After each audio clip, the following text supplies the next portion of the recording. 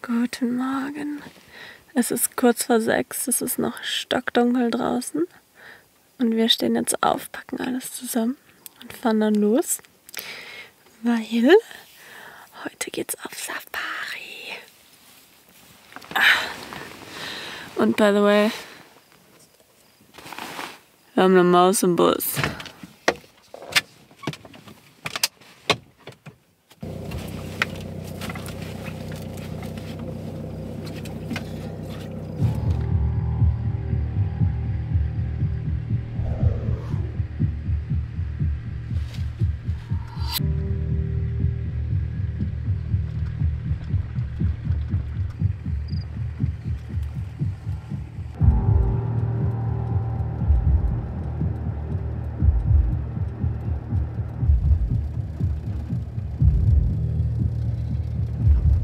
Wir stehen jetzt hier gerade am Eingang von dem Nationalpark und hier sind Hunde nicht erlaubt. Das war uns irgendwie schon klar vorher.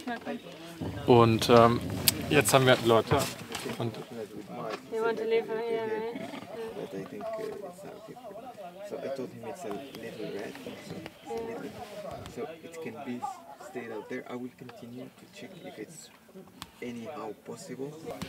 versuchen wir die davon zu überzeugen, dass es ein kleiner Babyhund ist und dass sie niemandem was zuleide tut. Wir wollen sie auch die ganze Zeit im Auto lassen, aber halt die offizielle Regel ist, dass Hunde nicht rein dürfen. Und wir sind mit Ismail und Nathalie unterwegs. Ismail spricht perfektes Französisch und kann sehr, sehr gut hier mit den Leuten connecten dadurch. Und jetzt versucht er hier was für uns zu drehen, dass das irgendwie klappt. Und jetzt schauen wir mal, die wollen sich den Hund jetzt gerade angucken und jetzt versuchen wir, dass Lotta möglichst süß und ein bisschen mitleidserregend guckt. Ich hoffe, sie macht mit. Okay, im Moment sieht es so aus, als ob die einzige Lösung wäre, dass einer von uns hier draußen mit ihr bleibt oder dass wir Lotta hier lassen, aber das ist natürlich keine Lösung für uns. So, das war wohl nichts. Wir dürfen den Park nicht mit dem Hund betreten.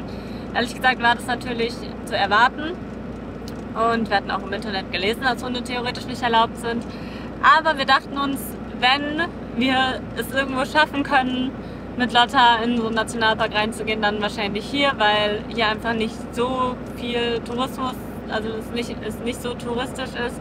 Und weil wir auch 2 Freundinnen dabei hatten, der eine, der sehr gut Französisch spricht, und wir dachten, wir probieren es einfach mal und ich habe wirklich dran geglaubt, dass wir durchkommen, aber leider nicht. Ja, das ist schon schade, ich bin ein bisschen enttäuscht. Es wäre bestimmt mega cool gewesen, aber das ist halt so, wenn man mit Hund reist. Muss man halt immer mal wieder ein paar Einschränkungen hinnehmen. Ja. Wir werden irgendwann schon noch irgendwelche Tiere zu Gesicht bekommen. Ja, für uns ist halt keine Option, Lotta irgendwo zu lassen, einfach für 12 Stunden. Weil die haben gesagt, wir können den Hund dann da an der Station lassen, aber das machen wir nicht. Genau. Aber jetzt sind wir halt super früh wach und nutzen jetzt die Zeit, in der es noch nicht ganz so heiß ist, um ein paar Kilometer zu machen. Und suchen uns jetzt mal einen Platz, wo wir hoffentlich im Schatten stehen können. Wo bist du? Ach ja, da war ja was. Was? Diese blöde Maus, ne? Wir standen jetzt die letzten Tage mit ein paar anderen Overlandern zusammen. Und die hatten alle Mäuse. Vielleicht haben die jetzt auch alle erst an den Platz bekommen. Aber ja, dann haben wir gestern noch so gewitzelt, dass, weil wir die Türen halt immer abends bis spät noch offen stehen lassen haben, auch wenn wir draußen sitzen, damit es halt einfach abkühlt im Auto, dass da bestimmt auch Mäuse reinkommen können. Und dann haben wir die Türen extra noch zugemacht. Und dann gehen wir ins Bett und machen die Augen zu, Licht aus. Und keine 5 Minuten später fängt es an, so richtig laut zu knuspern irgendwo vorne. Dann haben wir die locker eine Stunde lang gesucht, die blöde Maus. Aber die hat sich nicht gezeigt. Ich hoffe, sie ist jetzt rausgehüpft.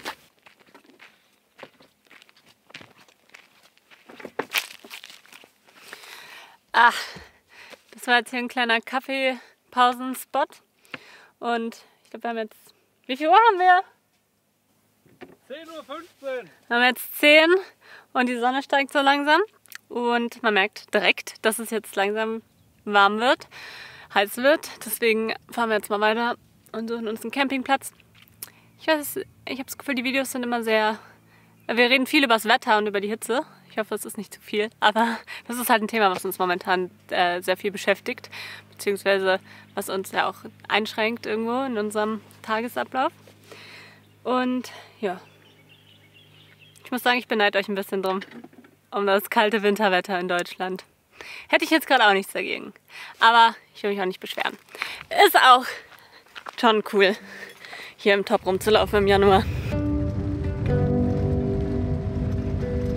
Wir sind jetzt hier mittlerweile auf einem Campingplatz und als ob es das Schicksal so wollte, wurden wir gerade direkt entschädigt dafür, dass wir heute nicht in den Park konnten.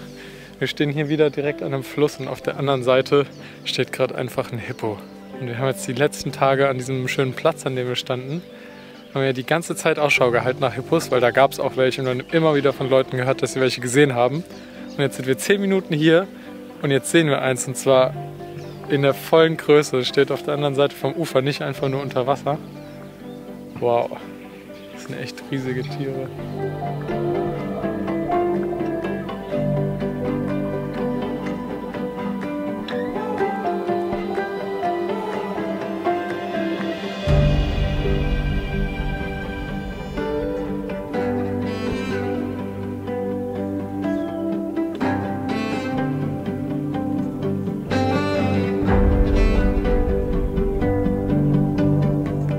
Ich dachte, ich würde sehen, wie es aus dem Wasser geht.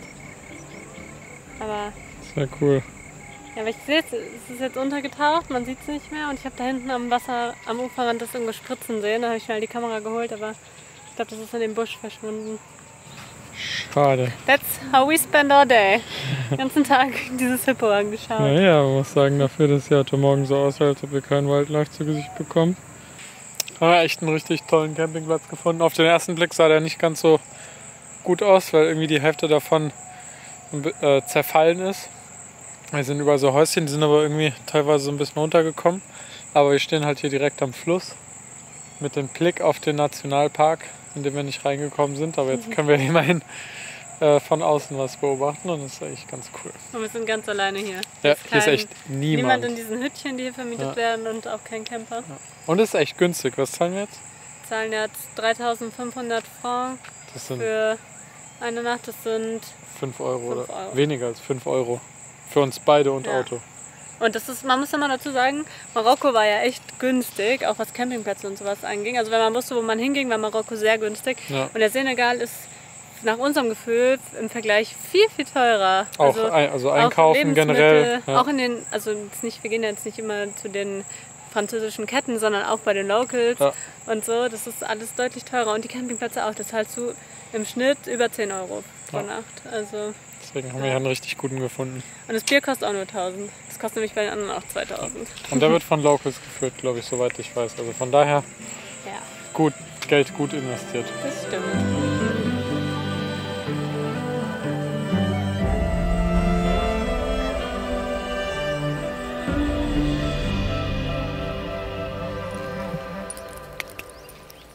Na komm. Guten Morgen. Wir stehen hier irgendwo mitten im Busch. Wir mussten gestern leider noch unseren schönen Campingplatz verlassen, weil wir dann kein Internet hatten und wir ganz dringend an einem Video weiterarbeiten müssen. Deshalb haben wir uns hier irgendwo ins Gebüsch gestellt, in der Nähe von einer Stadt, wo das Internet gut genug ist, damit wir das Video fertig machen können.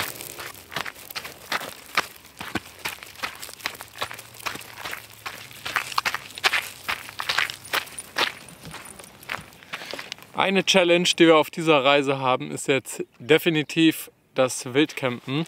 Wenn wir nämlich irgendwo wild stehen, dann versuchen wir möglichst unbemerkt zu sein. Wir wollen nicht, dass irgendjemand sieht, dass wir irgendwo in den Busch fahren und im besten Fall auch nicht, dass zufällig jemand vorbeikommt, weil wir nämlich, wenn wir im Bus sitzen und arbeiten, unser ganzes Technikzeug raus haben und unsere Taktik ist, dass wir überhaupt versuchen zu vermeiden, dass überhaupt jemand weiß, dass wir das ganze Zeug dabei haben. Das ist aber irgendwie nicht ganz so einfach, weil wir bis jetzt die Erfahrung gemacht haben, dass eigentlich egal wo man steht, früher oder später kommt jemand vorbei. Dann müssen wir halt immer unser Zeug wegpacken. Und das ist definitiv eine Sache, die sich deutlich geändert hat, seitdem wir Europa verlassen haben, dass wir eben bei den Stellplätzen schon viel mehr Sorgfalt walten lassen müssen, wo wir uns hinstellen und ob wir uns dann da auch sicher fühlen. Außerdem versuchen wir immer, das Auto so zu parken, dass wir im schlimmsten Fall schnell wieder weg können. Gehört jetzt dazu. Kaffee. Dankeschön. Das sind die schönsten Stunden. Morgens und abends, wenn die Sonne tief steht und noch nicht ganz so viel Kraft hat und es noch angenehm ist. Es ist ja trotzdem schon warm. Aber das genieße ich immer so. Das ist dann auch irgendwie immer so ab mittags, so ab 12 ist es dann richtig knalleheiß und ab dann zähle ich schon so die Stunden runter, wenn die Sonne wieder untergeht. Machst du das auch? Ja. Ich denke dann immer so, noch 6 Stunden. Also jetzt sind es ja bestimmt auch schon über 20 Grad, aber ich empfinde es gerade als richtig angenehm kühl. Okay, Kaffee Nummer 2. Wir können jetzt hier an dem Platz endlich mal ein bisschen Arbeit erledigen.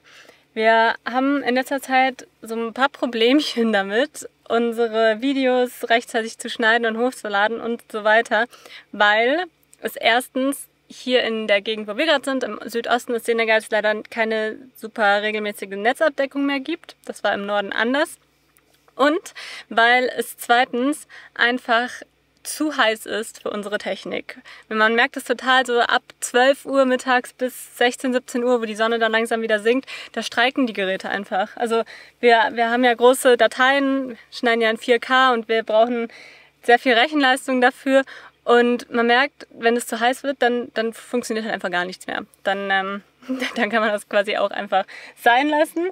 Und wir haben uns in den letzten 2 Jahren einen Rhythmus aufgebaut. Wir machen ja jetzt schon eine ganze Weile YouTube und haben eigentlich genau festgelegt, an welchen Tagen wir schneiden und wie wir das alles machen. Und das wird jetzt gerade alles über den Haufen geworfen, weil wir uns jetzt hier an diese Umstände anpassen müssen. Das gehört natürlich dazu, aber es ist auch, ich will ehrlich mit euch sein, es ist auch ziemlich anstrengend und nervig, weil wir jetzt irgendwie gucken müssen, dass wir da einen neuen Rhythmus finden. Merlin hat schon gesagt, wir sollten am besten immer morgens um 4 aufstehen, dann bis 10 oder so morgens arbeiten, dann schlafen und dann abends wieder arbeiten. Aber das ist natürlich Quatsch. Aber wir werden uns da schon irgendwie dran anpassen und wird schon irgendwie.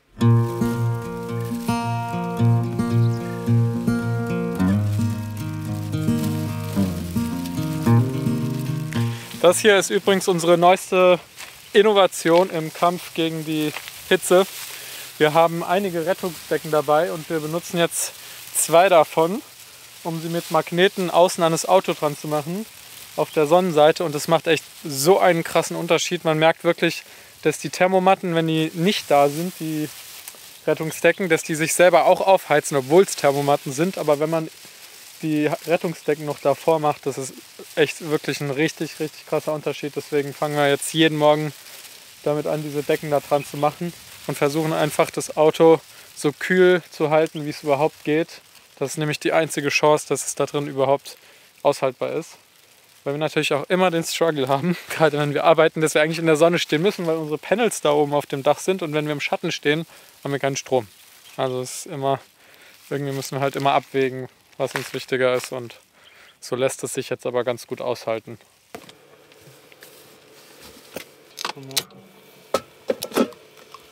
Gesunde Ernährung? Ja, kulinarisch sind wir gerade echt an einem Tiefpunkt angekommen.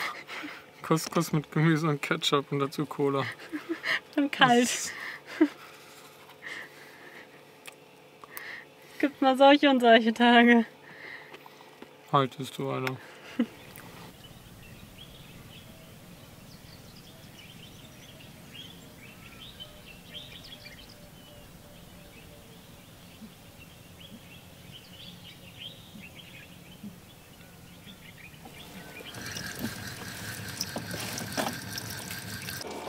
So, Leute, Achtung. Schnell mal rein. So.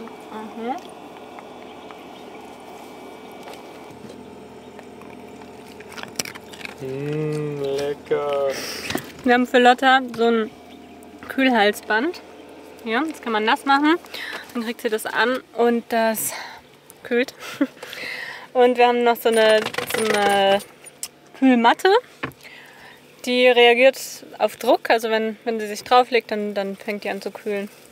Das sind so unsere beiden Kniffe, die beiden Sachen, die wir für Lotta machen können.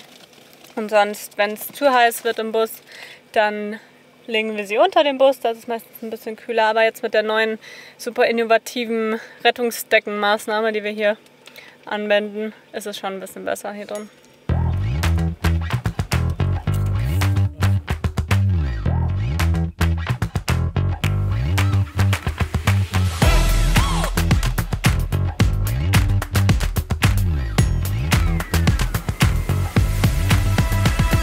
Nach diesem ziemlich erfolglosen Tag wollen wir uns wenigstens noch was Anständiges zu essen gönnen. Wir essen nicht immer nur Couscous mit Ketchup. Wir haben noch ein bisschen Kürbis übrig und jetzt versuche ich aus dem Kürbis so eine cremige Soße zu machen, die wir dann zusammen mit Nudeln essen können. Wenigstens ein paar Vitamine und was den Magen voll macht. Das wird bestimmt lecker. Ich kann es selber kaum glauben, aber nach fast 6 Stunden ist das Video gerendert. Natürlich weiterhin spannend. Jetzt müssen wir das ganze Video auch noch hochladen. Deshalb sind wir überhaupt hier. Wir haben hier einen Platz, wo keiner vorbeigekommen ist bis jetzt. Und wo wir Internet haben. 2 Kriterien, die extrem wichtig sind, wenn wir den ganzen Tag in unserer Technik rumsitzen. Und deswegen haben wir den Platz auch nicht verlassen und das Video rendern lassen. Was ja sonst auch eine Option wäre. Aber wir brauchen ja jetzt auch noch Internet, um das Video hochzuladen. Und das gibt's hier. Und deshalb sind wir jetzt den ganzen Tag hier geblieben.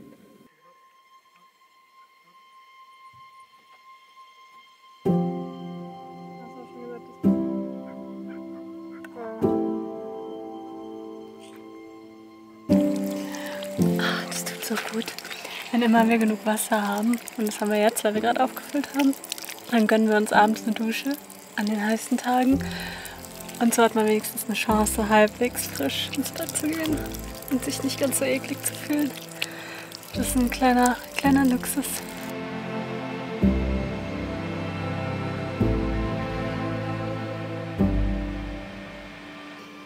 Good night.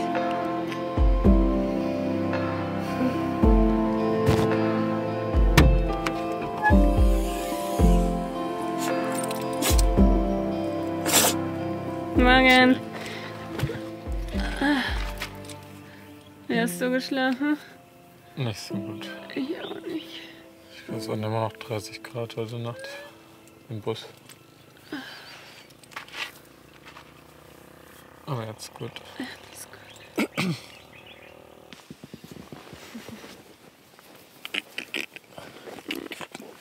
Danke. Ja. Ja. Das ist so Nicht schnappen. Sag mal, du kannst noch Knutschis geben.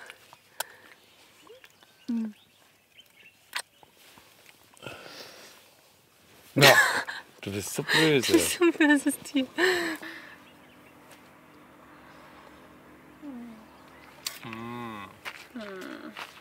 Wir hatten uns eigentlich die optimale Route überlegt, um vom Norden des Senegals durch Gambia durchzufahren, Richtung Osten, um dann hier anzukommen, wo wir jetzt gerade sind und hier die Grenze zu überqueren in Richtung Guinea. Hier gibt es nämlich eine sehr kleine Grenze mit einem, ich sag mal, etwas anspruchsvolleren Grenzübertritt, was die Straße angeht. Also es wäre richtig Offroad und da hatten wir eigentlich auch sehr große Lust drauf. Und das Ganze wäre jetzt nur möglich gewesen, weil es nämlich theoretisch ein E-Visa gibt für Guinea, was man online beantragen kann. Und das hat auch so weit geklappt, dass wir alle unsere Daten und alles eingeben konnten. Aber beim Checkout-Prozess versagt dieses System einfach und wir können nicht bezahlen. Und wenn wir nicht bezahlen, haben wir kein Visum. Deswegen müssen wir diesen Plan jetzt über Bord werfen.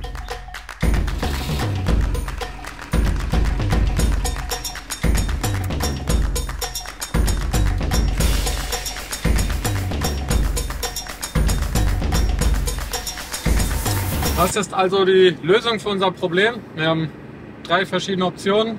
Option Nummer 1 ist, wir hocken jetzt hier weiter im Busch und warten darauf, dass diese Bezahlmethode dann bzw. die Website irgendwann wieder funktioniert oder dass die Botschaft sich auf unsere Anfrage meldet, die wir gemacht haben, so wie uns die Website das gesagt hat. Option Nummer 2 ist, wir fahren nach Dakar und gehen da in die Botschaft. Sehr weit weg. Oder Option Nummer 3 ist, wir fahren jetzt nach Casamance und besorgen uns ein Visum für Guinea-Bissau, was an der Küste liegt. Verbringen ein bisschen Zeit da und gehen dort zur Botschaft für Guinea und fahren dann nach Guinea rein. Und das ist die Option, für die wir uns entschieden haben. Nicht der letzte Umweg, den wir machen werden, glaube ich. Wobei es nicht unbedingt ein Umweg ist, weil wir ja noch ein neues Land sehen. Aber es ist viel Gefahr. Das heißt aber auch, dass wir jetzt nochmal 700 Kilometer extra fahren müssen. Wir müssen jetzt quasi einmal wieder ganz in den Westen des Landes. Und 700 Kilometer Strecke heißt hier nicht 7 Stunden fahren, sondern eher 12 Stunden fahren. Ja, also wir werden nicht heute in Casamas, beziehungsweise in der Stadt, in der wir das Visum beantragen können, ankommen.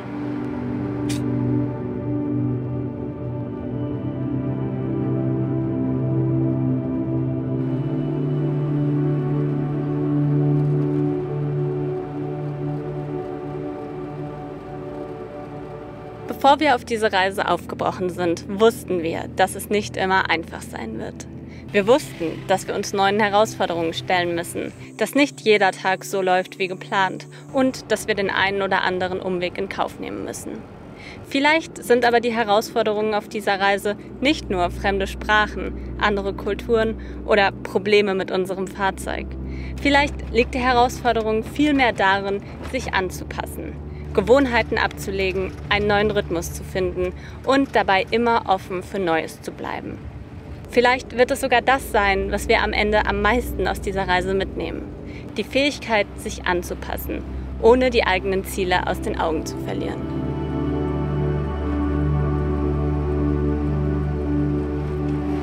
Allein heute haben wir für die 150 Kilometer 4 Stunden gebraucht. Also es kommt wirklich sehr auf die Straßenverhältnisse an, wie schnell oder langsam man vorankommt. Hui! Und jetzt müssen wir nur noch in die Stadt finden und finden hoffentlich noch einen Platz im Schatten, damit wir Lotta kurz da drin lassen können, wenn wir unser Visum abholen.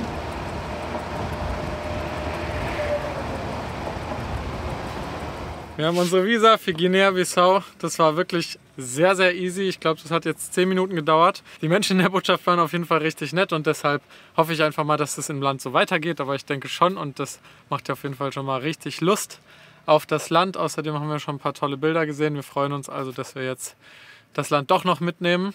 Und ansonsten heißt es für uns jetzt auf in ein neues Land. Und von da aus begrüßen wir euch dann nächste Woche. Tschüssi!